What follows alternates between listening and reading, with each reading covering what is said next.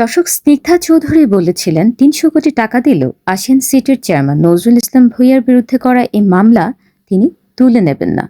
কিন্তু জোর গুঞ্জন চলছে তাদের দুজনের মধ্যে ইতিমধ্যেই আপোষ হয়ে গেছে। তবে তিনি এখনোই মামলা তুলে নেবেন না, আপাতত কৌশল হিসেবে মামলাটা চলমান রাখবেন।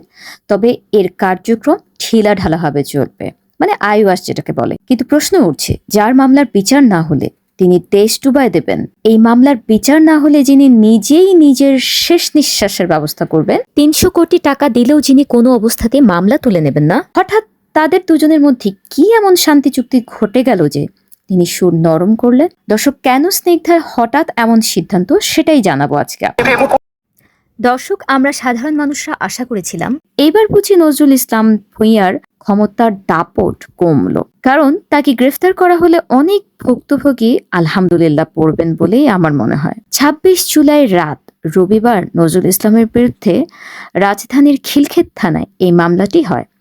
মডেল স্নিগ্ধার ভাষ্য অনুযায়ী তিনি যখন নজরুল ইসলামের বিরুদ্ধে থানায় মামলা করতে যান, তখন নজরুল ইসলামের লোক স্নিগ্ধাকে মামলা না করার জন্য ৩০ লাখ টাকার প্রস্তাব দেন, কিন্তু স্নিগ্ধা তখন রাজি হয়নি। কিন্তু ৩ দিন যেতে না যেতেই একই গুঞ্জন।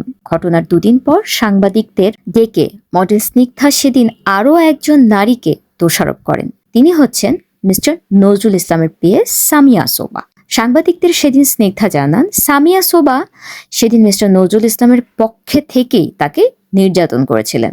কফিতে মাদক মিশিয়ে খেতে দেওয়া, না খেলে শুট করে ফেলা, তার মুখে কফি ঢেলে দেওয়া, এইসব নজরুল ইসলামের নির্দেশে সামিয়া সোবা সেদিন করেছিলেন।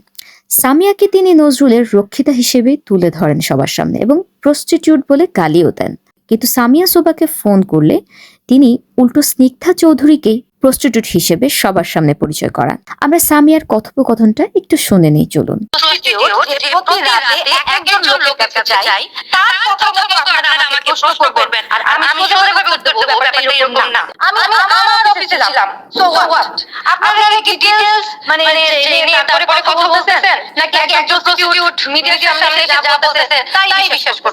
সেদিন স্নিগ্ধা চৌধুরী মডেল জেবা টাকিয়ার চরিত্র হননেরও কিন্তু চেষ্টা করেছেন। বলেন এই সি গ্রেডের মডেল ৬০ থেকে ৭০ লাখ টাকা নজরুল ইসলাম থেকে নামাইছে, টাকা খেয়ে পরে নজরুল ইসলামকে ধোকা দিয়ে তার স্বামীর কাছে ফিরে গেছে। মডেল স্নিগ্ধা, এখানে আপনাকে আমি একটা কথা বলে রাখি, যদি আপনি আমার এই ভিডিওটা দেখে থাকেন তাহলে আশা করি আপনি পয়েন্টটা বুঝবেন। এখানে আপনি কিন্তু একটা ভুল করেছেন। আপনি অভিযোগ দিতে এসেছেন মিস্টার নজরুল ইসলামের বিরুদ্ধে, কারণ সে আপনাকে নির্যাতন করেছেন। কিন্তু ঘটনার বিবরণ দিতে গিয়ে আপনি আরো দুজন নারীকে এতে কিন্তু সরাসরি কলঙ্কিত করলেন। ফলে কি হলো, তারাও কিন্তু মুখে কুলুপ এঁটে বসে থাকেন।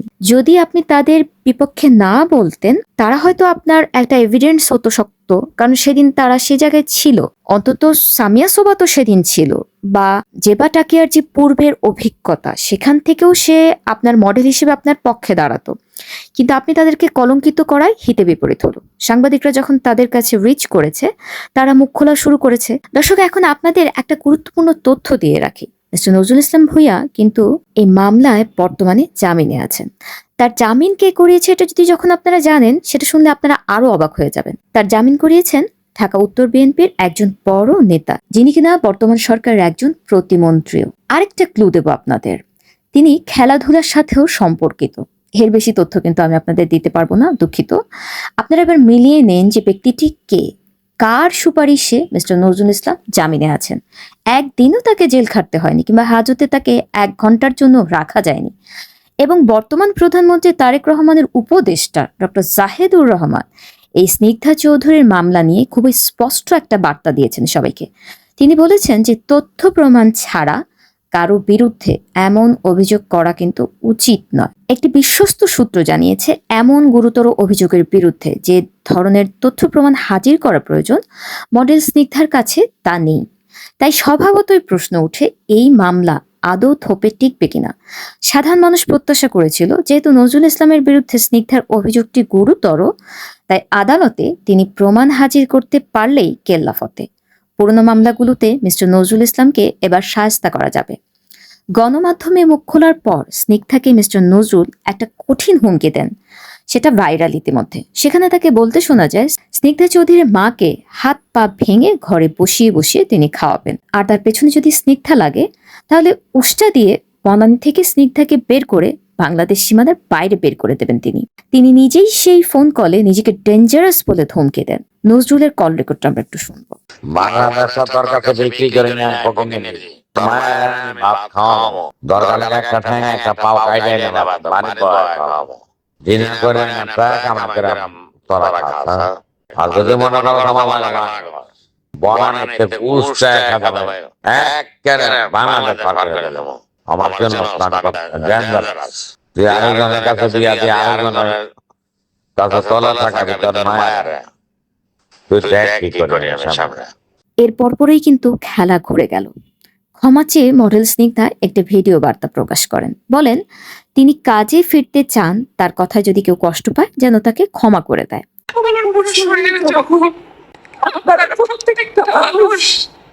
যদি পারেন মাফ করে দেবেন, আমার কোনো কথা কেউ মনে নেবেন না। যদি পারেন আমার পাশে থাকবেন, যদি না পারেন তাহলে অন্তত ট্রল করা থেকে দূরে থাকুন। কিন্তু আমি আমার জীবনে রিস্ক ফিল করছি। দর্শক, একটা জিনিস খেয়াল করে দেখুন, মডেল স্নিগ্ধা শুধুমাত্র মডেল কোঅর্ডিনেটর ইমনকে পজিটিভ হিসেবে দেখিয়েছে। তিনি বলেছেন যে একমাত্র সেই তাকে সেদিন বাঁচাতে চেয়েছিল, পালাতে সাহায্য করেছিল তাকে পেছনের রাস্তা দিয়ে। স্নিগ্ধা, আপনি বলেছেন যে ইমনের পায়ের নখ উপড়ে ফেলা হয়েছে, সে এখন কোমায় আছে, ট্রমাটাইজ। তো এই ইমনকে প্রয়োজনে আপনি চিকিৎসার টাকা দিন, তাকে যা যা সেবার প্রয়োজন তাকে নিরাপত্তা দিন, তাকে সাংবাদিকদের সামনে খুব নিরাপদে সিকিউর জায়গায় নিয়ে আসুন। যদি আপনি নির্যাতিত হয়ে থাকেন দয়া করে আপনি তাকে সামনে আনুন, কারণ আমরা শুনেছি পর্যাপ্ত পরিমাণ তথ্য প্রমাণ আপনার কাছে নেই। এই মামলা আদালতে উঠলে এমনিতেই আপনি হেরে যাবেন। তাই ইমনের বক্তব্য সাংবাদিকদের সামনে প্রকাশ করুন, এতে আদালতে আপনি হেরে গেলেও মানুষের মনে কিন্তু আপনি জায়গা করে নেবেন, জিতে যাবেন। আর কেন আপনি আপোষ করতে যাচ্ছেন? নির্যাতনের বিনিময়ে নজরুল ইসলামের সাজা হওয়া উচিত। আপনিই তো বলেছেন ৩০০ টাকার বিনিময় হলেও এই মামলা আপনি তুলবেন না। তাহলে এখন আপনাদের মাঝে কেন এই সমঝোতার প্রস্তুতি চলছে?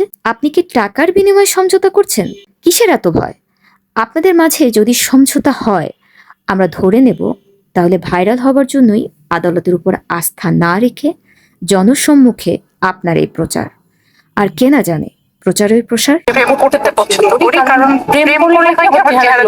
যদি আমার কিছু হয় আমি পুরো দেশে ডুবাই দেব, এইটুকু শুধু আমি বলে দিলাম।